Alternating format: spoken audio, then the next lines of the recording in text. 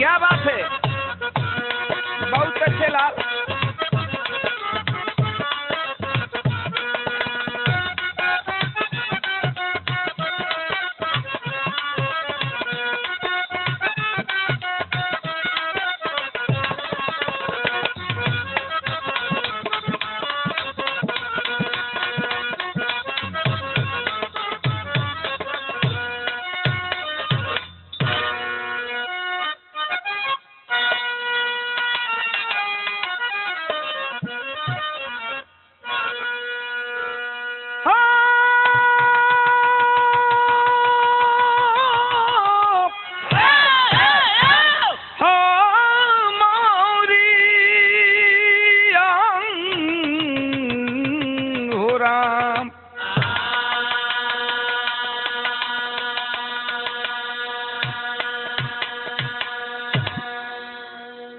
ए बाबू, एकरा पहले एक कैसेट रउआ सब के बीच में गई रहल है, जेवना कैसेट के नाम रहे आवारा बेटा। लेकिन देखें, ए ध्यान से कहानी के सुनिए ने, करीब बाद ही हम दूसरा का कैसेट सुपर टी सीरीज के माध्यम से रउआ सब के बीच में ऑडियो कैसेट के रूप में भेजा तानी। ध्यान से अगर ये कहानी के सुनबा तो हमके आशा ना बल्कि विश्वास बा, ई हमके घमंड ना बा, लेकिन दावा जरूर बा। आंख से आंसू आवे न आवे, लेकिन बाबू कलेजा तो पसीजी जाएगा। देखें, ये करुण की कहानी है, लेकिन किसकी कहानी है? यहीं से कहानी की शुरुआत है। क्या कि समय के शिकंजे में फंस कर के मानो खाता है ठोकर समय की बदौलती, गैरों के गर्दिशी में जकड़े गरीबी, छलनी करे दिल न करता मरौवती, अर्थी उठने लगी आज ईमान की, जहर बन गई है जमाने की दौलती, गंगा सागर सजल नैन देखे सदा, मिलती नहीं भीख मांगे से मऊवती।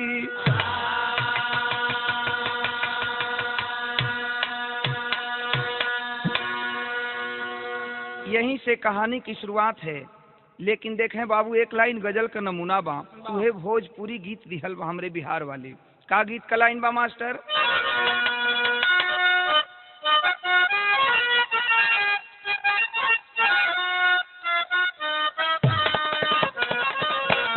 उहे तरज बा कि सब कहेला कि बहुत सुघर बाड़ू तू, सब कहेला कि बहुत सुघर बाड़ू तू, तो ना लागे न काची उमरिया में, तो ना लागे न काची उमरिया में, तो ना लागे न काची उमरिया में, सब कहेला कि बहुत अरे सुघर बाड़ू तू,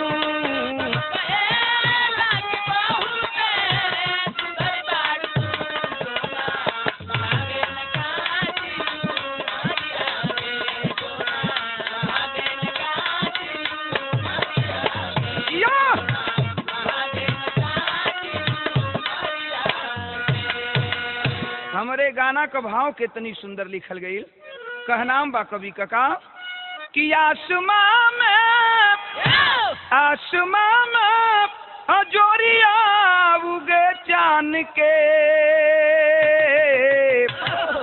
आसमां में अजोरिया उगे चांद के, कबहू जुआ डेराला अन्हरिया में, कबहू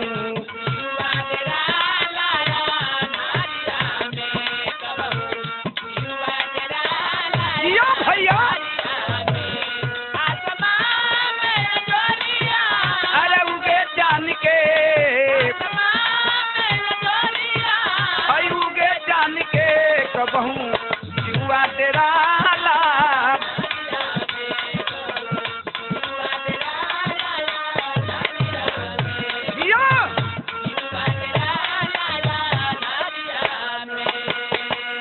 कहानी का शुरुआत बा। गौर करिहन गरीबी कैसन चीज होला बाबू। ए दुनिया में गरीब का जिंदगी का बा, गरीब आदमी कैसे जिएलन, तनी कवि जी बड़ी सुंदर बात लिखलन गीत के अंदर। नजम के लाइन में बतावल गई का,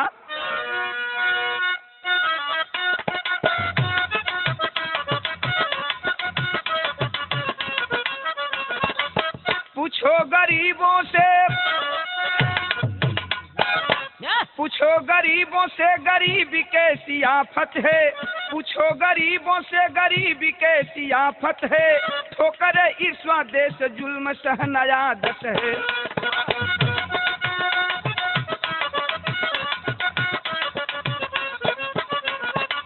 कहानी के करवा हमें से बात का शुरुआत हो गई। मजदूर राम सेवक, मजदूर राम सेवक बाठा मोतिहारी में, सुदामा शांति सुवन जी रहे लाचारी में।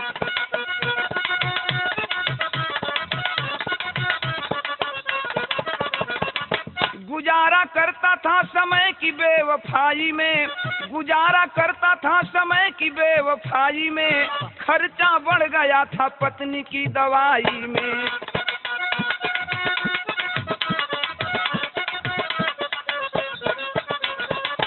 कर्म की मारी वह विपत्ति बोझ उठाती थी, कर्म की मारी वह विपत्ति बोझ उठाती थी, पड़ी मरण की सेज आह भर के रोती थी।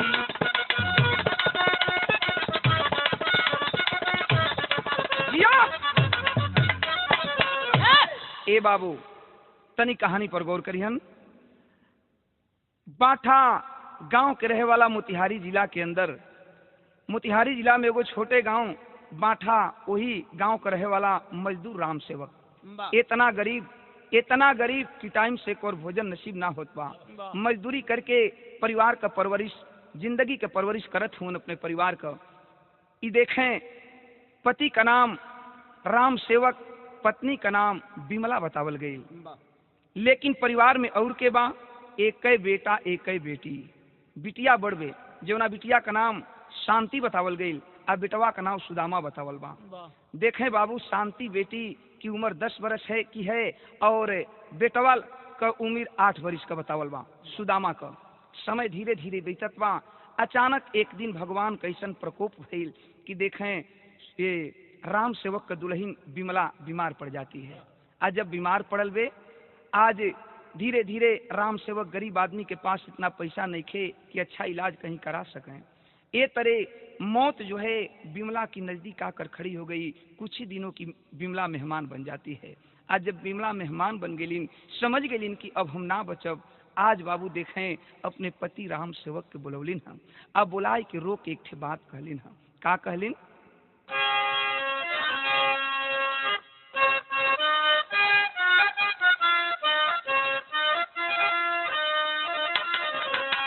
इहे रो के कहलिन हम कि प्रेम के फूल के सेजी सजवली ये सैया, प्रेम के फूल के सेजी सजवली ये सैया, अरे ये सैया, अरे ये सैया, अभागन हो गईली, अभागन हो गईली, अभागन हो गईली ए सैया।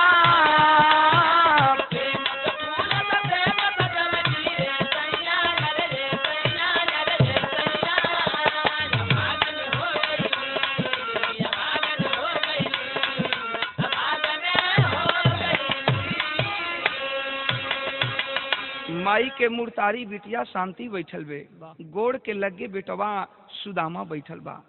अपने पति के रो के समझावत है कि ये सैया अब हमके हमरे बारे में ज्यादा चिंता मत करा।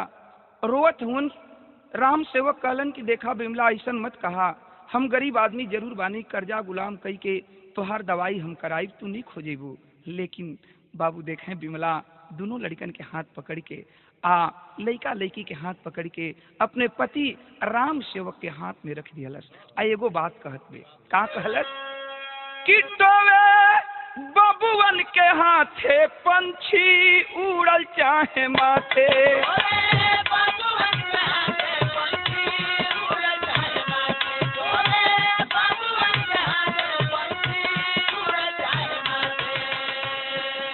कहलस कि अब हमके दवाई जीन करावा, अब हम बचब ना, लेकिन हमरे मर गईले के बाद तोहार हम अर्धांगिनी रहली, एगो काम कर दिया। कौन काम कर दिया? कि टोवे बबुअन के हाथे पंछी उड़ल चाहे माथे।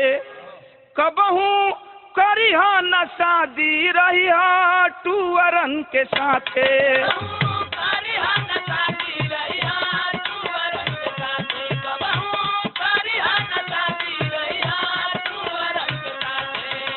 छछन छछन के दूनों रोवे धई पैया।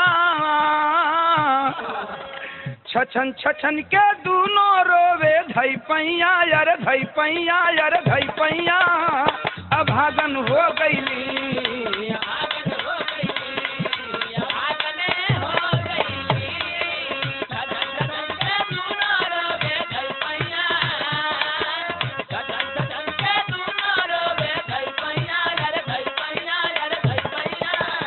अभागन हो गईली।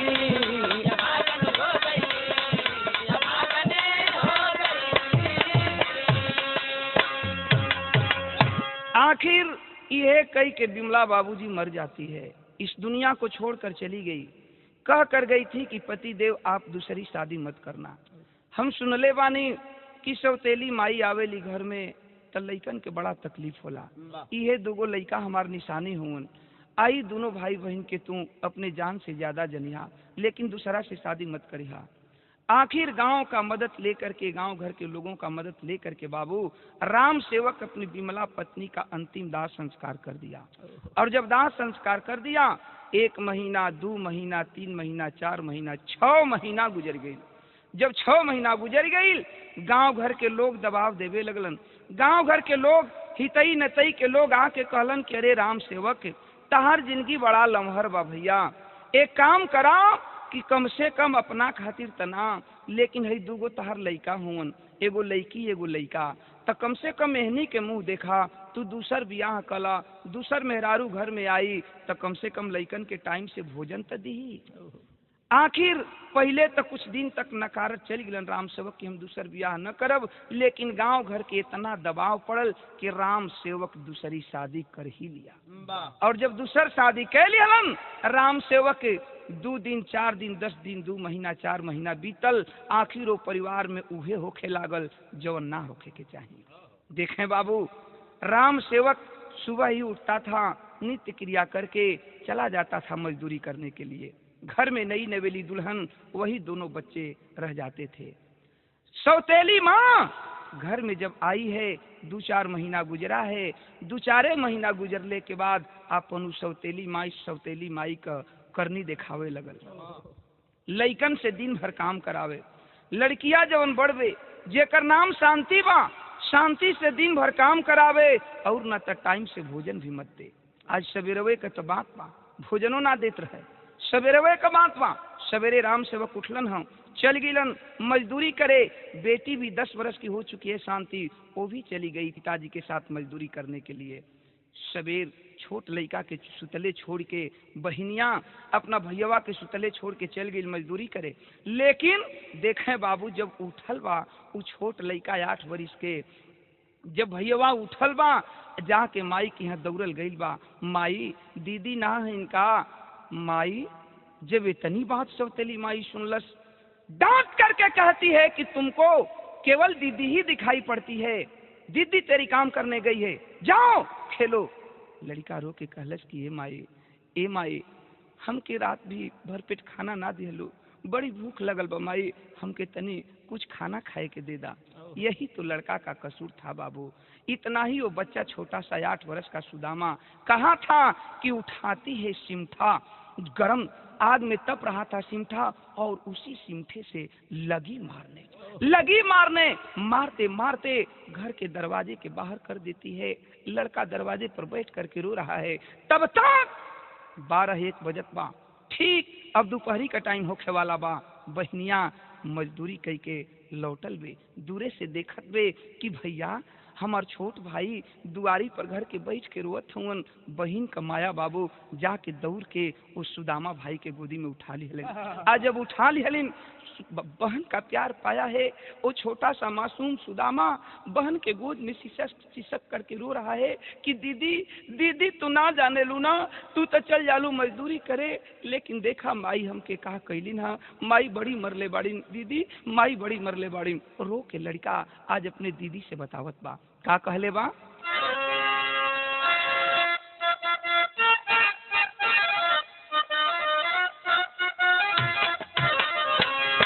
रोत बा सुदामा और रो के ये कहलस कि दीदी हम कोनो गलती ना कैली, माई से खनवे तो मंगली। रो के कहले बा, का कहले बा कि माई आज मुअली के मार मरल बाड़ी,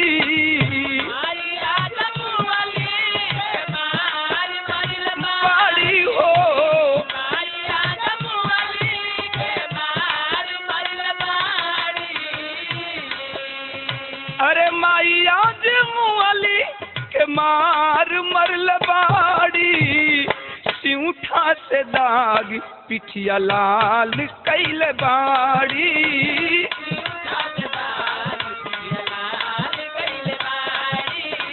सिउठा से दाग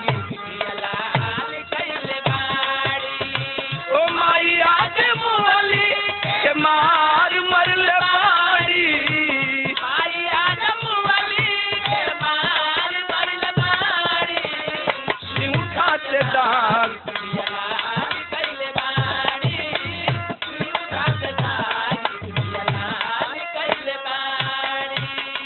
बहन का कलेजा कांप जाता है बाबू।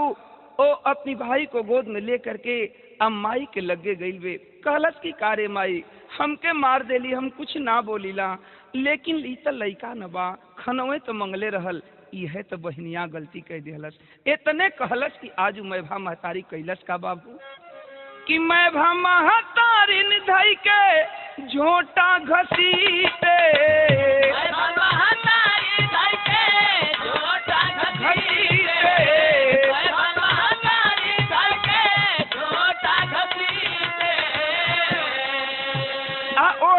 सुनवली ता शांति के पीते,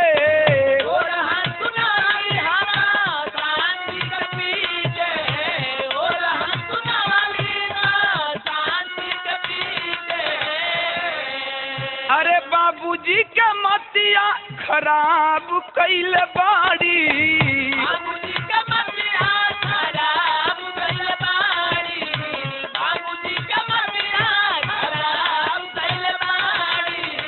बाबूजी के मतिया खराब कैल बाड़ी, सिउठा से दाग पिठिया लाल कैल बाड़ी,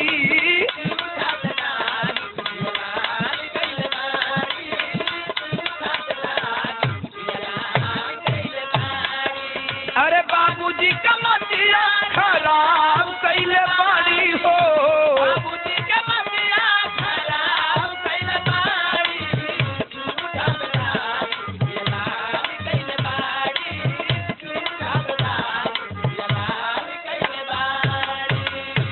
तने बहनिया गलती कैलस। यही तो गलती था कि केवल यही कही थी कि माई इत लइका न बा, हम के मार देलू, कुछ ना बोलीला।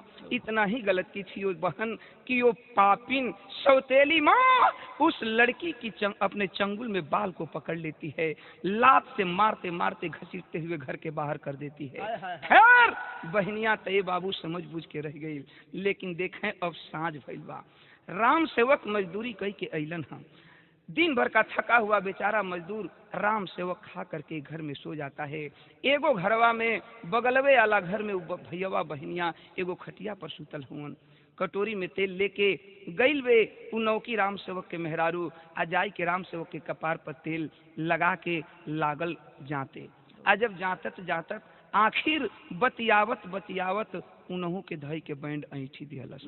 आ बैंड ऐठ के कहलस कि सुनबा तू हमके बियाह कई के ले आइल बड़ा, हम तोहर मेहरारू हई, कौनो उड़र के नहीं आइल। राम से वो कहलन कि तू कहल का चाहताड़ू, तनी वह बतिया साफ साफ बतावा। तब उ मेहरारू जौन बे नौकी मेहरारू कहत बे राम सेवक से का कहले बे बाबू?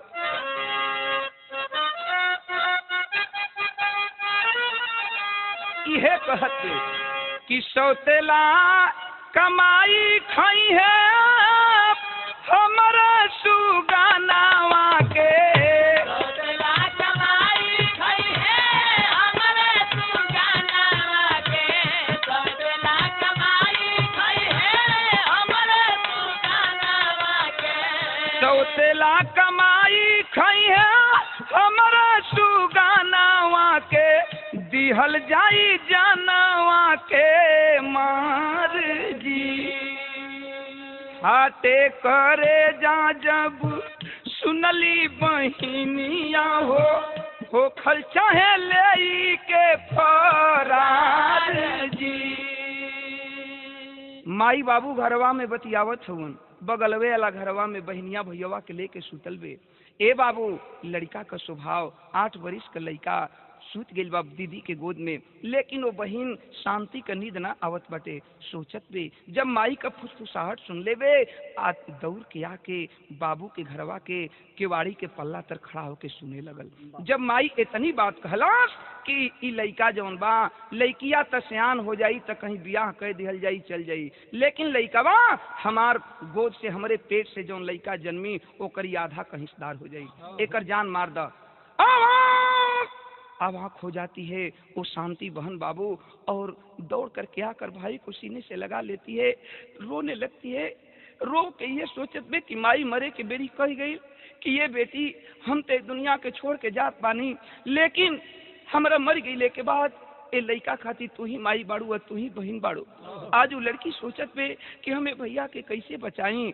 सोच गई कि हम ऐसने काम काहे ना कर दी कि बांस रही न बंसुरी बाजी। ए बाबू, धीरे धीरे भोर का टाइम भइल बा। जब भोर का टाइम भइल बा, भोरहरी में वो लड़की शांति भैया के गोदी में लेके घर छोड़ के निकल गई। घर छोड़ के निकल गई। आज जब घर छोड़ के निकलल, संजोग देखें कि भोरहरिया का टाइम बा, जेव गौवा से बहरे लइकिया अपने भैया के लेके जात बे, तब तक राम सेवक मैदान होके निपटान कई के ओर से लौट के घर आवत रहलन। दिखलन है कि अरे ई शांति असुदामा के लेके इतना भोरहरिया में कहाँ जात बे। आके रास्ता रोक लियलन, डांट के कहलन कि रे शांति कहाँ जा रही हो। हाथ जोड़ के वो लड़की रोत बे कि बाबू हमारा रास्ता मत रोका, छोड़ दा बाबू छोड़ दा। रोत बे लड़की, आइए कहत बे का कहले बे?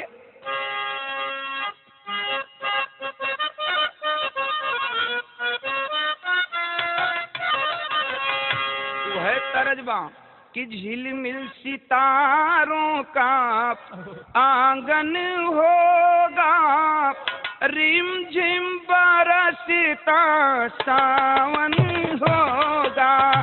झिलमिल सितारों का आंगन होगा, रिम झिम बरसता सावन होगा। झिलमिल सितारों का आंगन होगा,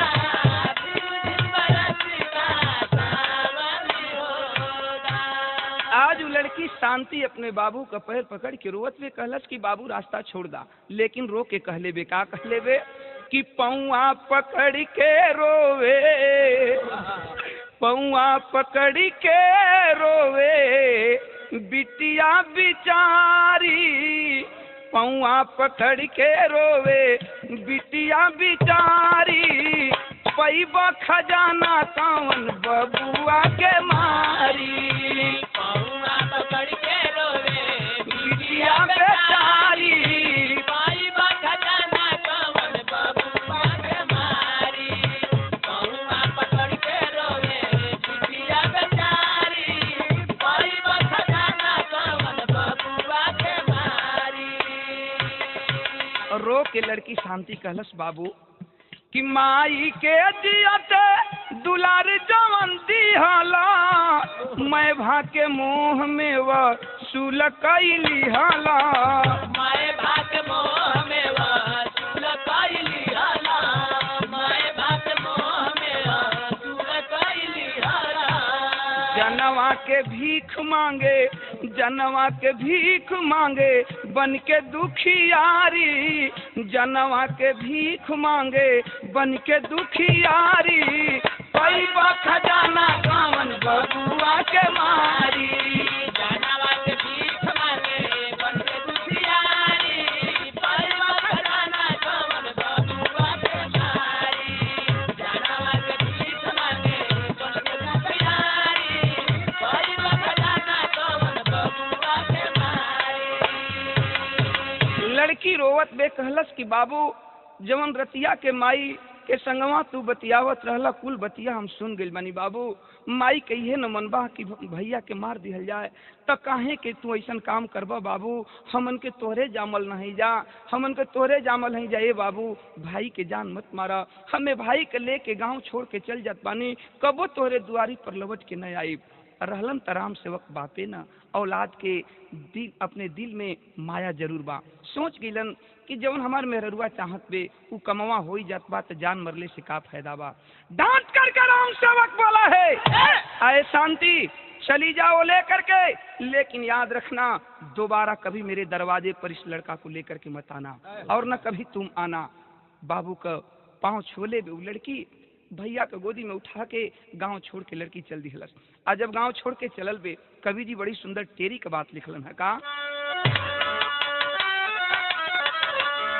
अरे मानवता को जवाब चाहिए ए बाबू, मानवता को जवाब चाहिए, मोह के मकड़ जाल में करने चला हिसाब।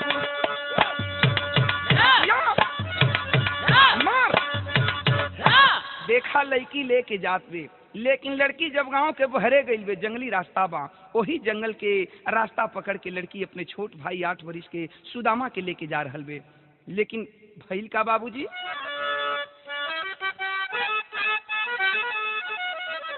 कि अखिया से लोरा ढारे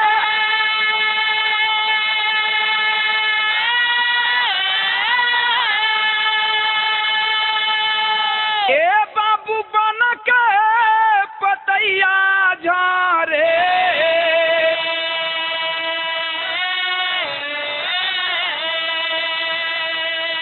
अब थाकी गईली गोदी में उठाई ले तू बहिनी।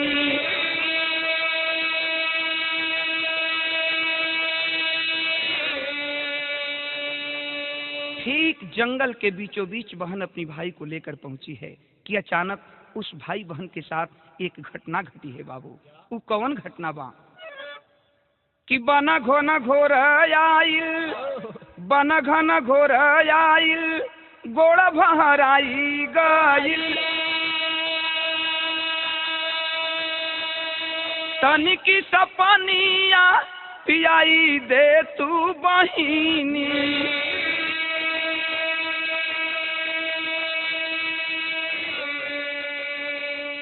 भैया सुदामा रो रो पूछत बा कि दीदी दीदी हमके कहाँ लेके जात बाड़ो।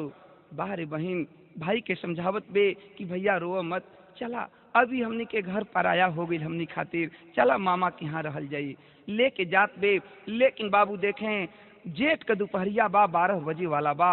भाई के मुंह सुखत बा, रो के भैया एक जगह बैठ गई एक पेड़ के नीचे। आ कहलस कि दीदी अब हमसे चल ना जाई। कबो तुलबुल तुलबुल छोट लड़का भुइया चलत बा तो कबो दीदी के गोद में उठ जात बा। देखें रोवत बा, कहलस कि दीदी हमके पानी पिया दे न तो अब जान चल जाई।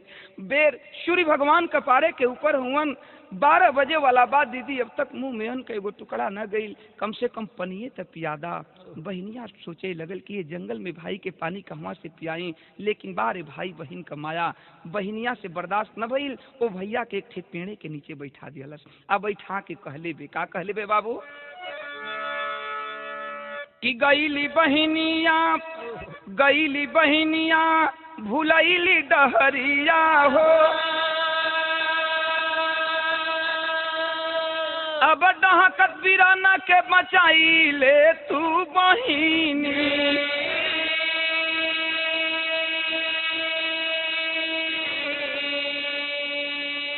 दोनों पेड़ के नीचे उ लड़का के बैठा के बहनिया कहलस कि ये भैया तू हमें बैठा, कहीं जइहा मत, हम जंगल के बहरे जात पानी गांव बा, वो गांव में से तो के पानी ले आवत पानी पी के तब हमन के यहाँ से चलल जाई। बहनिया वही पेड़े के नीचे छोट भाई के बैठा के आ चल गई गांव में जंगल के बहरे जौन गांव बा, वो गांव में से पानी ले आवे। बाहरे भगवान पानी लेके वो लड़की शांति चलल बे गांव में से कि दोनों बिछड़ी गई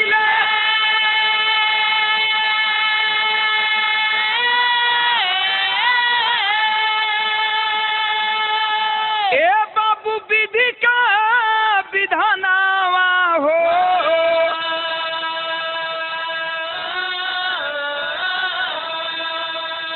अब हैया से तनी की भेटाई जई तू बहिनी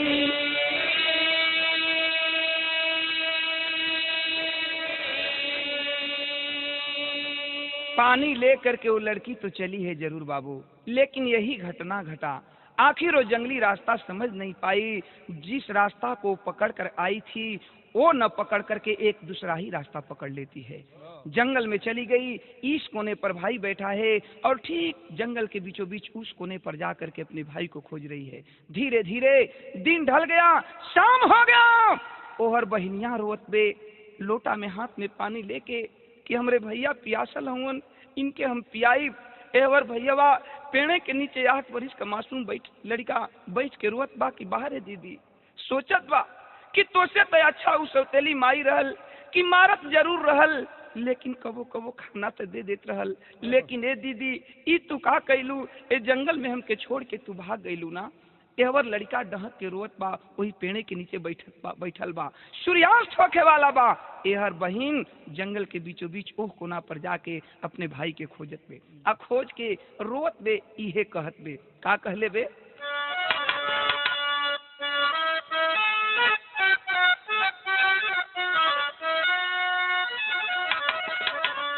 यही रो करके बहन कहती है कि तोहे ढूंढी कहाँ भैया, तोहे ढूंढी कहाँ भैया, पतवार बिना डूबे मझधार बिचे नैया, तोहे ढूंढी कहाँ भैया, तोहे ढूंढी कहाँ भैया, पतवार बिचे डूबे मझधार बिचे नैया, तोहे ढूंढी कहाँ भैया, तोहे ढूंढी कहाँ भैया, पतवार बिना डूबे मझधार बिचे नैया। रोवत बे लड़की, लोटा में पानी हाथ में बा, हाथ में लोटा में पानी लेके आइए रो रो कहत बे का, तोहरा बिना सुन लागे जिंदगी बिरानवा, तोहरा बिना सुन लागे जिंदगी बिरानवा, तोहरा बिना सुन लागे जिंदगी बिरानवा। मन करे माहुर खाके तजदी परानवा, मन कर माहुर खाके तजदी परानवा, मन कर माहुर खाके तजदी परानवा।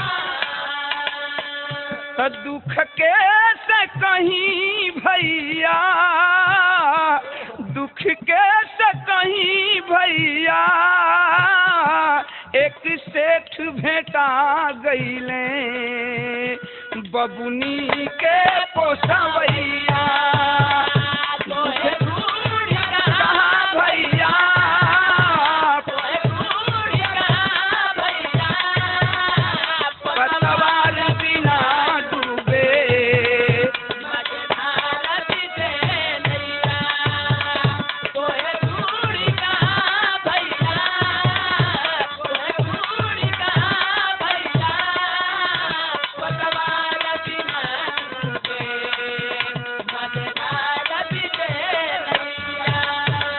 लड़की रो रही है बाबू। तब तक देखें एक और घटना घट गई। शाम का वक्त बा, सूर्यास्त होखे वाला बा आ उहे जंगलवा का रास्ता पकड़ के एगो सेठ जी जात रहलन, जेवना सेठ जी का नाम धनमल सेठ बतावल गई। जब लड़की के देखलन ह कि अरे ये सुनसान जंगल में हाथ में लोटा का पानी लेके आई लड़की कलप कलप के रोवत में, आखिर बात का बा। बाहरे सेठ जी धनमल सेठ और बिटिया के नजदीके गईलन हम, कहलन कि बेटी कैसन रोवत बाड़ू बेटी, केकर बेटी हऊ, कहवा से तू आइल बाड़ू, का खोजत बाड़ू बिटिया। जब बेटी शब्द सुनती है वो लड़की आह भर देती है, आंखों में आंसू लेकर पूरी दास्तान बताती है कि का कहीं बाबू माई मर गईले, बाबू पराया बन गईलन, सौतेली माई के मुंह माया में फंस के हमन के भाई बहन के घर से निकाल दियलन। बाबू भैया प्यासा रहलन, उनके पानी लेके हम अली, लेकिन जंगल में खोजत पानी हमार भैया ना मिलत हवन। सेठ जी का दिल में दया आ गई। धनमल सेठ कहलन कि ये बेटी एक काम करा, ई जंगल का बात बा, जंगली जगह बा, थोड़े ही देर में जंगली जानवर आ जाएंगे यहाँ, तुम चलो बेटी मेरे साथ, और तुम चलो मेरे साथ, सुबह होते ही मैं तेरे भाई को ढूंढवाने का प्रयास करूंगा, अगर तेरा भाई मिल जाएगा तेरे भाई के साथ मैं लगा दूंगा। लड़की पिता मान के धनमल सेठ के संगे चल गई। आज जब घरवा ले गेलन धनमल सेठ तो देखें बाबूजी सबसे बड़ आश्चर्यजनक तो ई बात रहल कि धनमल सेठ के भगवान सब कुछ देले रहलन, धन दौलत की कोई कमी नहीं थी, मात्र कमी थी तो धनमल सेठ को भगवान ने कोई औलाद नहीं दिया था। आज जब लड़की के घरे ले गईलन धनमल सेठ, वो बेटी का आपन बिटिया मान लिहलन, सोच गेलन कि हो सकत बा कि भगवान हमके यही रूप में ए बेटी के देले हुन, आपन बेटी मान के वो बेटी के पोसे पाले लगलन। आज वो लड़की धीरे धीरे 20 बरिस के हो गई, कहने का मतलब कि 10 बरिस का उम्र 10 बरिस और गुजर गई, 20 बरिस की लड़की हो जाती है। और जब जवानी की दहलीज पर आती है लड़की, आज धनमल सेठ सोच गए कि बाह बाह हमार बेटी जवान हो गई, एगो बाप का फर्ज होखेला कि बेटी के जंघा पर बैठा के कन्यादान दे दिहला से बाप का जिंदगी सफल हो जाला। आज वो धनमल सेठ बगलवे वाला गांव में मुसाफिर सेठ के लड़का से वो बिटिया का शादी तय कर दिहलन। आज जब शादी तय हो गई तब भइल का बाबूजी,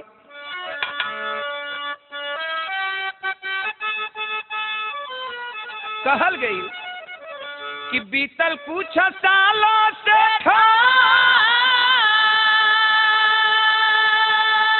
बीतल कुछ सालों से शादी रचाई दिहले,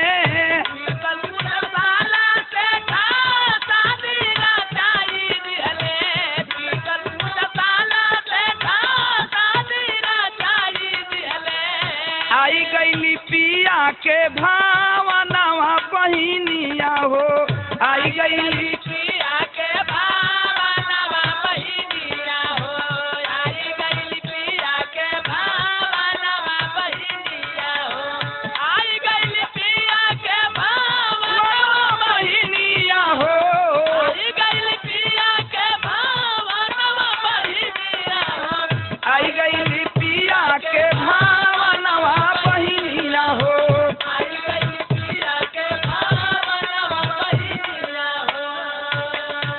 बारे भगवान तेरी भी माया गजब है। आज जो है शांति बहिनिया आज बाबुल की घर छोड़ करके, आज धनमल सेठ के परिवार को छोड़ करके मुसाफिर सेठ के घर में वो दुल्हन बन करके जाती है। आज जब दुल्हन बन के गई देखें तब तक मात्र 4 ही दिन गुजरल बा, 4 ही दिन गुजरल बा। वो मुसाफिर सेठ के घर में बहू बन के जब वो शांति बेटी गई, 4 दिन गुजरल बा कि अचानक एगो औरी घटना घट गई।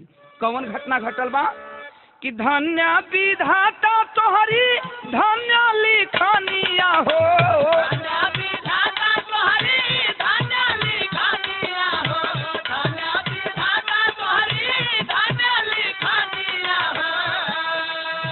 सांप काट लिहलस रोवे, सांप काट लिहलस घर का रोवे परानिया हो, सांप काट लिहलस रोवे घर का परानिया हो, सांप काट लिहलस रोवे घर का परानिया हो। छोड़ी दिहलिया हर पारा नवा बहिनिया हो, छोड़ी दिहलिया हर पारा नवा बहिनिया हो, छोड़ी दिहलिया हर पारा नवा बहिनिया हो, छोड़ी दिहलिया हर पारा नवा बहिनिया हो, छोड़ी दिहलिया हर पारा नवा बहिनिया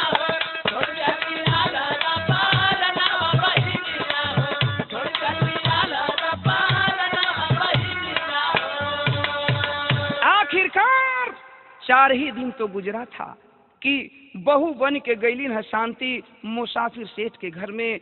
अचानक आज रक्षाबंधन का दिन बा, सवेरे से बहनियां रोत बे कि आज भैया अगर हमार रहतन, आज सुदामा भाई रहतन तो उनके हाथ में उनके कलाई में हम राखी बदती। ए बाबू, वही घरवा में एगो भूसा वाला घर बा, वही भूसा वाला घर में बहनियां कोनो काम से गई कि अचानक उसी भूसे वाला घर में सर्प बैठा था, डंक को मार देता है। थोड़े ही देर में शांति बेहोश हो जाती है। गांव में हलचल मच गया कि मुसाफिर सेठ के बहू 4 दिन अइले भइल रहल कि आज सांप काट दिहलस। आस पड़ोस के लोग आए, दावा दारू झाड़ फूंक उपचार बहुत शुरू हुआ बाबू, लेकिन उस लड़की को कोई बचा नहीं पाया। आज जब लड़की के ना केहू बचावल, गांव घर लोगन के भीड़ लागल बा मुसाफिर सेठ के दरवाजा पर। सब लोग यह कहत बा कि भैया जवन होके के तवन तो हो गई, अब एक काम करा लो कि केरा ले आवा लोग, केरा के पेड़ पर ये लड़की के लाश के दफना दिहल जाए। मुसाफिर सेठ के बहू के लाश केरा के पेड़ पर दफना दिहल जाए। देखें बाबूजी, केरा काट के आइल बा, ओ केरा के पेड़ पर ओ शांति बहिन के लाश रखल गई बा, मुंह से गाज निकलत बाटे। अब अंतिम क्रिया करे के तैयारी में लोग हुवन, तब तक एगो और घटना घट गई। कौन घटना घटल बा बाबू?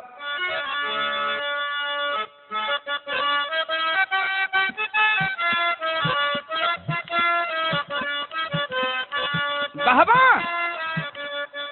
लोगन के भीड़ लागल बा। आ यह घटना घटल बा कि उहे रास्तवा पकड़ के जवन की मुसाफिर सेठ के दुअरवा के बगल से रास्ता जात बा, उहे रास्तवा पकड़ के एगो जोगी बाबा सरंगी बजावत टेरत गावत आवत रहलन। आ जब मुसाफिर सेठ के दरवाजा पर अइलन तो भइल का, लेकिन उ जोगी बाबा इहे गावत रहलन। का गावत रहलन कि नारी के करानावा भरथरी बनी गईले जोगी आयर बनी गईले जोगी, नारी के करानावा भरथरी बनी गईले जोगी आयर बनी गईले जोगी आहो, राजपाट दिहाले दिसारन हो राम।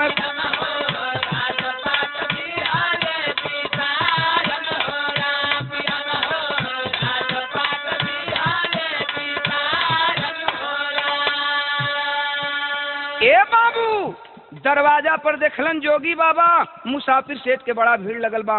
नौहा जौन रहलन 2-4-10 ठे डांट करके जोगी से बोले, हाँ जोगी, गाना बजाना बंद करो, गाना बजाना बंद करो, केहू के दुनिया उजड़ गई, तहरा गावल निक लगत बा। जोगी बाबा आवाक हो गए, डर गए कि अरे ये क्या हुआ, लोगों की भीड़ कैसी है। हथवा जोर के जोगी बाबा कहलन कि भैया गावल बजावल हम बंद करे थे, लेकिन तनी बतईबा लोग आखिर सेठ जी के द्वारे भीड़ कैसन लगल बा। पुरनिया लोग जौन रहलन कहलन कि ये बाबा जायदा बुरा मत मनिहा लइकन के बात के। मुसाफिर सेठ के बहू 4 दिन अइले भई रहल, ये दुनिया के छोड़ के चल गेलिन, सांप काट दिहलस, केहू ना बचा पौलस। जोगी बाबा कहलन कि भैया जौन होके के तो हो गई, तनिका ओ मुसाफिर सेठ के बहू के लसिया हमके दिखा दे बालो। लड़का जितना रहलन डांट के कहलन के रे ललगड़िया साधु के फेरा में का परल हुआ लोग, हटावा, जौन होके के हो गई चास बदबू देवे लगी।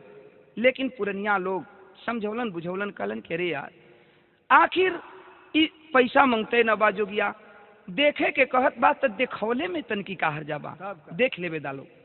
जोगी के इजाजत मिलल बा, जोगी बाबा गईलन हाँ, केरा के पेड़ पर लाश रखल बा। जब चादर हटौलन हाँ, देखलन कि लड़की के मुंह से गाज निकलत बा। जोगी बाबू एक बगल अपनी कान से झोला निकाला है गुदड़ी का और झोला रख दिया, एक बगल में सारंगी रख दिया और वहीं आसन लगा करके वो जोगी बैठ जाता है। आंख बंद किया, मंत्रों का उच्चारण करने लगा। प्रमाण मिला पत्रिका से, 1 घंटा तक वो जोगी मंत्रों का उच्चारण करता रहा, लेकिन उस लड़की के लाश में कोई परिवर्तन नहीं हुआ। सभी लोग डांटने लगे कि ये क्या नखरा है। जोगी आंख खोलता है, तमा उठा और बोला कि ये गांव के लोग कान खोल कर सुन लो, थोड़ी दूध की आवश्यकता है, क्या दूध ला सकते हैं आप लोग। गांव का बात बा, देखते देखत एक आध नाद दूध तैयार हो गई बाबू, आ गई बाटे, नाद में दूध रखल बाटे। आज जब नादी में दूध रखल गई, अचानक वो जोगी अपनी झोली में हाथ को लगाया है, कुछ निकाला है, आंख बंद किया, हाथ को ऊपर उठाया और मुट्ठी बांध करके छोड़ दिया। मुट्ठी खोल दिया, उसकी मुट्ठी से कुछ निकली है और थोड़े ही देर में देखते देखते लोगों की भीड़ लगी थी। वो जो सर्प डंक मारा था वो सर्प फुफकारता हुआ आ करके झोली में उस जोगी के प्रवेश कर गया। फिर झोली से निकला है, चला गया उस लड़की के लाश के पास शांति के और जा करके डंक मारा है। डंक मार करके फिर दूध में जाता है, दूध से फिर जाता है, डंक मारता है, कुछ खींचता है, फिर दूध में जाता है। 2-3 बार इस तरह क्रिया किया और फिर सर्प निकला और वहां से चला जाता है। लोग हैरान हैं, देख रहे हैं, लेकिन जोगी चुपचाप उसी तरह मौन है। लेकिन लड़की के लाश में कोनो परिवर्तन ना भइल। तब वो जोगी तमतमा उठा, जा करके और तमतमा करके खड़ा हो जाता है, जा करके उस लड़की की लाश को झझोड़ करके और एक थापड़ मारता है। बारे भगवान, तेरी भी लीला गजब है। वो लड़की चिहुक कर उठ कर बैठ जाती है और जब बैठ गई तब वो जोगी फिर आकर अपने आसन पर बैठ गया, उठा लिया सारंगी और वही गीत गाना शुरू किया। क्या गीत गा रहा है? यही गीत गा रहा है कि नारी के करनवा भरथरी बनी गईले जोगी आया रे, बनी गईले जोगी राजपाट दिहाले बिसारन। इतना तक तो जोगिया ठीक गौलस। जोगी गावत बा, लड़की सुनत बे, कभी जोगी के देखत बे, कभी बगल में ओकर पति बैठल हुवन, पति के देखत बे, कहलस कि आखिर ई कैसन भीड़ बा, कैसन ही जोगी बाबा हुवन। तब तक जोगी एक लाइन और गाना शुरू किया। क्या गाया है कि माई मरी गईली बाबू बना ले कसाई आया रे, बना ले कसाई मैं हमारे मुआली के मारन।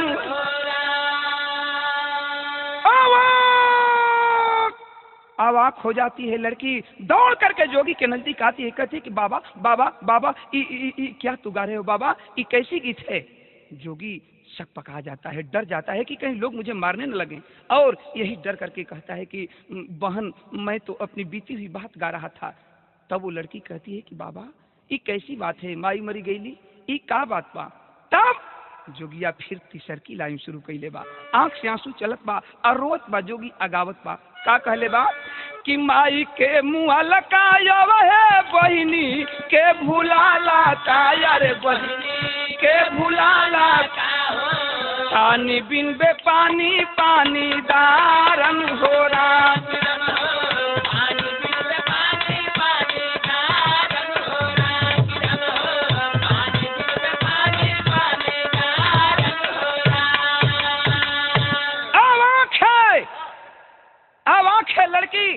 लड़किया के आंख से आंसू चले लगल, हथवा जोड़ के और रोए लगल। उ शांति बहन कहलस कि बाबा ई कैसन तू गीत गावत हुआ बाबा, सब लोग देखत बा कि लड़की जी गई आ जोगी के गीत सुन के रोवत बे, कारण का बा? सब लोग आवाज पड़ल बा। जोगी कहलन कि का कही बहन, हम तो अपने मुसीबत में बानी, लेकिन ई बतावा हमर गीतिया सुन के तू काहे रोवत बाड़ू? शांति कहलस कि ये बाबा कहीं ऐसन तना, तू के हुआ, कहवा से अइला, केकर लइका हुआ, कहवा जइबा, कब से जोगी बनला, तनी बतैता बाबा। रो करके वो जोगी कहता है कि का कहूँ बहन, मैं तो इसलिए रो रहा हूँ कि आज रक्षाबंधन का पर्व है और ठीक तेरी ही जैसी मेरी बड़ी दीदी थी जो मुझे जंगल में छोड़कर चली गई। दीदी जंगल में छोड़कर चली गई और तब से मैं जोगी बन करके और उस बहन का तलाश कर रहा हूँ। इसीलिए रो रहा हूँ कि अगर आज वो मेरी बहन होती तो इस रक्षाबंधन के पर्व पर मेरी कलाई में हंसते हुए राखी बांधती और मैं राखी की बधाई में उसे जरूर कुछ देता, बहन जरूर कुछ देता। आवाक है वो लड़की, आवाक है, कहती है कि बाबा कहीं तेरा नाम सुदामा तो नहीं है? कहीं तेरा नाम सुदामा तो नहीं है बाबा? अवाक हो जाता है जोगी और कहता है कि बहन बहन तुम ये कैसे जान गई कि मेरा नाम सुदामा है? रोने लगती है, रो रो करके कहती है कि बस भैया बस, अरे जिस बहन की तू आज 10 बरस से तलाश कर रहा है वो कोई और नहीं है बल्कि वो तेरी बहन मैं ही हूँ भैया, मैं ही हूँ। ओ तेरी बहन मैं ही हूँ, मेरा नाम शांति है, वही मैं तेरी शांति हूँ भैया, वही मैं तेरी शांति हूँ। दोनों भाई बहन सीना से सीना मिला करके रो रहे हैं। अचानक वो बोल पड़ा जोगी की, अरे पगली दीदी, तू आज रक्षाबंधन का पर्व है, क्या मेरी कलाई में राखी नहीं बांधेगी? तब तक वो लड़की कहती है कि सब कुछ ठीक है भैया, लेकिन ये बता कि तू जोगी कैसे बना, तू जोगी कैसे बना? कहने लगा वही लड़का, बताया कि देख, जब तू पानी लेने के लिए गई दीदी और नहीं आई तो मैं पेड़ के नीचे बैठकर रो रहा था, तब तक अचानक एक जोगी बाबा गए, वही रास्ता पकड़कर मुझे रोते हुए देखे, उठा लिए। पूरी बात मैंने बताया। जोगी बाबा कहने लगे कि चलो बेटा, मैं तो जोगी फकीर का आदमी हूँ, तुम मेरे साथ जोग रमाओ और हो सकता है किसी दिन किसी मोड़ पर तेरी बहन मिल जाए। तभी से मैं जोगी बन गया और तुझे ढूंढता रहा। जाती है बहन दौड़ करके, जा करके और रक्षाबंधन लाती है बाबू, आरती की थाल सजाती है, भैया के कलाई में राखी बांधती है। आज जब रखिया बंधलिन कहलिन कि भैया राखी के बधाई में हमें कुछ ना देबा। भाई जोगी रोने लगा। सुदामा कहता है कि अरे पगली, इस जोगी के पास और है ही क्या, मैं तुम्हें क्या दे सकता हूँ, केवल प्यार के अलावा और मेरे पास कुछ नहीं है। कहती है कि नहीं भैया नहीं, हमें राखी के बधाई में यही चाहिए कि आज से तू वादा कर, ये झोली और ये सारंगी फेंक दे भैया, और आज से तुम इसी घर में मेरे साथ रहेगा भैया। हंसता है और कहता है जोगी की, अरे पगली, तुमसे तो मुलाकात हो ही गया, लेकिन एक बात सुन, जरा पिताजी के बारे में भी पता लगाना है जो हम लोगों को जन्म दिए हैं, आखिर पिताजी कैसे हैं। देखें बाबू, कहानी आगे बढ़ी है। हुआ क्या,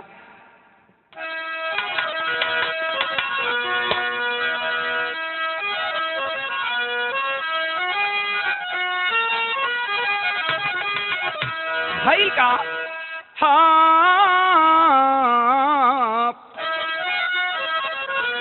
नदिया के धारना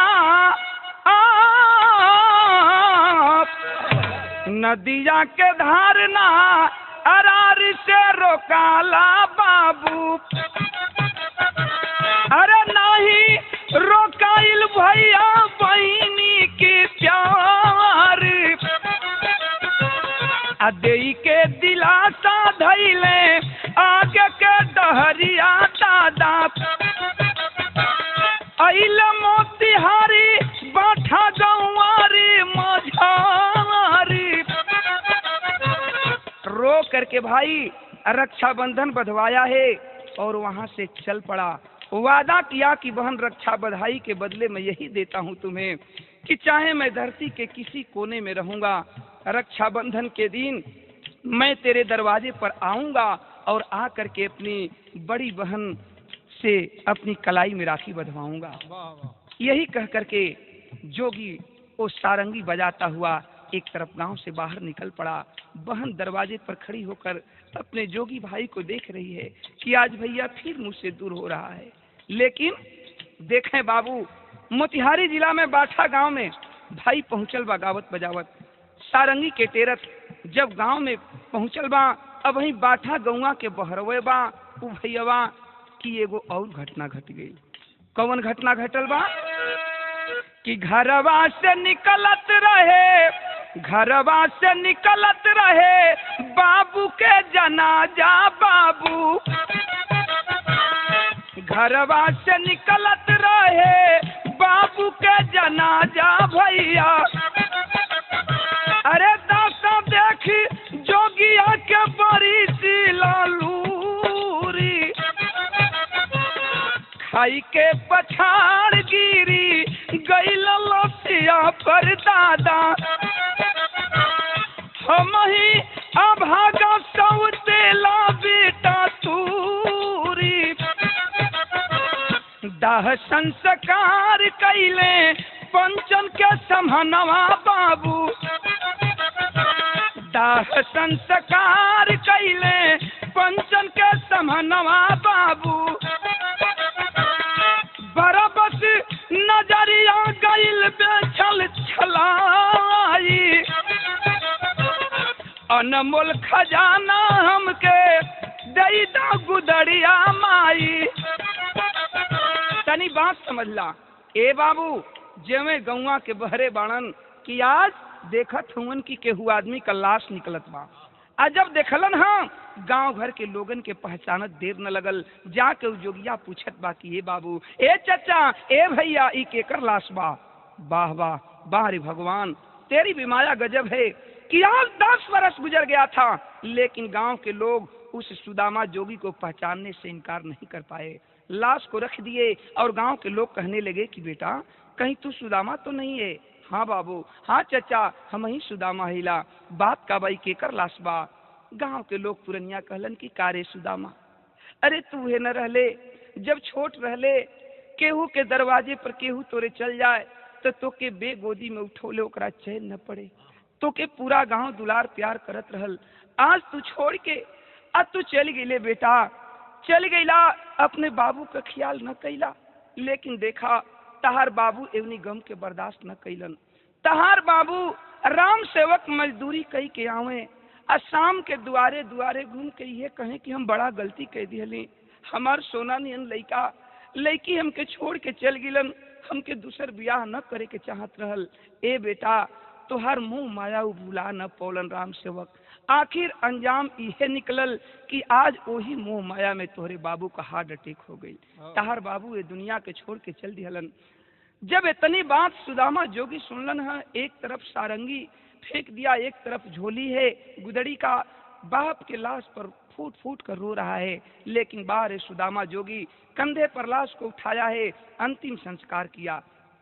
अंतिम संस्कार कई के आप फिर वही अपना गुदड़ी का झोला और वही सारंगी उठा करके अइलन हाँ, बजावत हुन टेरत हुन सारंगी अइलन अपने दरवाजे पर। एहवार सौतेली माई का पता चलल, हल्ला मच गइल कि सुदामा जोगी बन के आइल बा। गांव में हलचल मचल बा, सौतेली माई के पता चलल बा कि आज उ सुदामा हमार सौतेला लइका जोगी बन के आइल बा। ए बाबू, सौतेली माई दौड़ल बे, दरवाजा पर ही पहुंचलन हाँ, जाके पांव छोल चाहत बे, तब तक 4 कदम वो सुदामा जोगी पीछे हट जाता है। कहता है कि अरे पागल, तू मेरी धर्म की माँ हो और तू मेरा पैर छू रही है, क्या मुझे नर्क में भी जगह नहीं दोगी माँ? ऐसा मत करो माँ। रोती है वो कि ए बाबू, जवन हम कहनी तमन पहली, आज तहर बाबू मर गईलन, ए परिवार का परवरिश करे वाला केहू नहीं खे। अब भगवान देखें, सबसे बड़ी बात तो ये है कि जवना बेटा के मोह माया में वो सौतेला बेटा के वो सौतेली माई दूर कैलस, आज भगवान कैसन माया की 10 बरिस गुजर गई, ओकरा कोख में एको औलाद ना भइलन। सोचत वे सौतेली माई रोवत बे, कहलस कि बेटा केहू ना बा आगे पीछे, अब तोहरे सहारा बा। जोगी हंसता है और कहता है कि रे पगली, एक जोगी के लिए मोह, ये माया, ये धन और ये दौलत सबसे बड़ी चीज है बाबू। कि इस कहानी में, मेरा कहानी जो है, इस विरह की ये जो कहानी है, अंततो गत्वा बैराग की ओर जा रही है। गौर करेंगे, आज जो बैरागी जोगी कहता है कि एक जोगी के लिए मोह माया धन दौलत नहीं माना ना, हमें कुछ नहीं चाहिए, अगर देना है तो एक ही चीज दे दो माँ। झोली फैलाता है और वो जोगी मांगता है अपनी धर्म की माँ से। क्या कहता है कि अनमोल खजाना हमके दे दो गुदड़िया माई, अनमोल खजाना हमके दे दो गुदड़िया माई, अरे मैं भा चरनिया में गिर भराई। आखिरकार जोगी बोल पड़ा कि एक जोगी का सबसे बड़ा फर्ज होता है, एक जोगी के लिए सबसे बड़ा चीज होता है माँ, कि अंततो गत्वा वो जोगी अपनी माँ से जा करके, अपनी माँ से जा करके अंततो गत्वा फटी हुई गुदड़ी भिक्षा के रूप में ले ले। यही कहता है, मजबूर है वो सौतेली माँ, जाती है घर में और उस जोगी के झोले में फटी हुई गुदड़ी ला कर दे देती है। जोगी माँ का चरण स्पर्श करता है और निकल पड़ा गांव से, सारंगी को टेरते हुए। गांव के लोग कुछ दूर तक जाते हैं जोगी को पहुंचाने के लिए, लेकिन बाबू देखें, जोगी जा रहा है, गांव के लोग खड़े होकर देख रहे हैं, सुदामा बहुत दूर चला गया, गांव के लोग देखते रह गए। गाने का अंतिम प्रमाण था कि अरे बहता पानी रमता जोगी, ए बाबू बहता पानी रमता जोगी, सब निहारे भोगिया, अरो रो सब का के रोवा के चलल बा जोगिया।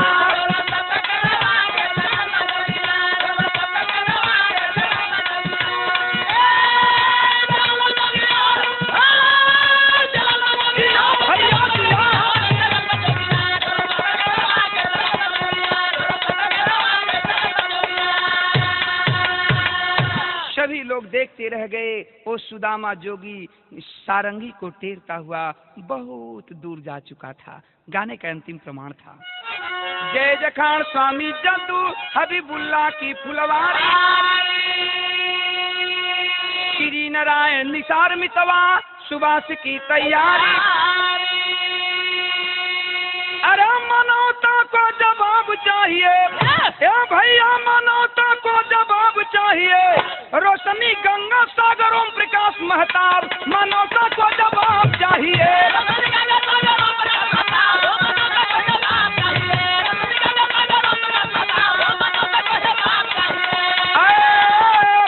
भैया धनी धनी दास्तावा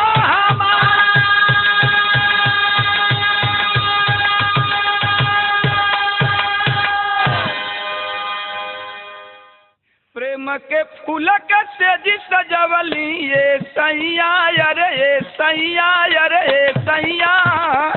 अभागन हो गईली, अभागन हो गईली, अभागन हो गईली ए सैया।